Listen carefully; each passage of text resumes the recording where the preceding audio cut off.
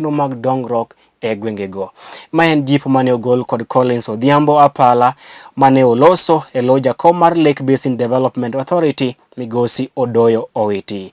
Kane oloso kod Lolwe TV, Opala ne owacho ni Migosi Odoyo Owiti mabende koro lap dhoge ndong ne kom od bura ma Kasipul ni kod chenro maber mag biro kelo dongruok mathoth ne oganda modak e gwenge ma Kasipul kaka osebedo ka otimo e kinde ni ma en jakom duol mar Lake Basin Development Authority. Mike ka Collins Odhiambo Opala ne oloso. Wa support Mwalimu Odoyo Owiti mondo bed mjumbe mar Kasipul e higa mabiro 2022.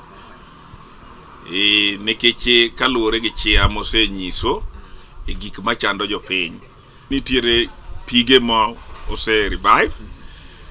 Nitiere fish farming, which is also a very good key component ma jo Lake Basin timo. Nitiere tiegruok mose tim to gi yewni matindo kata sokni matindo mipidhe rechgo.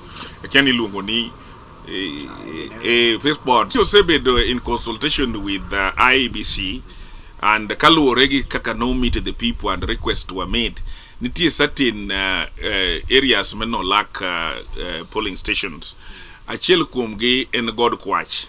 God Kwach as en kamoro ma bet kata yo madonje maler onge kuro chando jokura makanyo. Memorandum manondiko ko tudorego ge jogene ni mondo ne polling station moro bed created kanyo.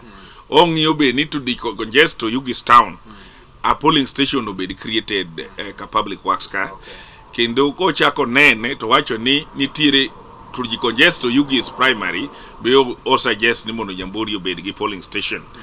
Kaeto another polling station mane o suggest mondo wabed gi polling station moro Wire Migwa. Mage gen kwayo mano neno kotenore ge mano he has been on record urging the people mondo joka upande mondo jo register as voters for the election, the upcoming election next year. Mheshimiwa has insisted and said party mudhi chungo number 1 is Orange Democratic Party, number 2 Orange Democratic Party, number 3 Orange Democratic Party. So he has no any other party apart from Orange Democratic Party.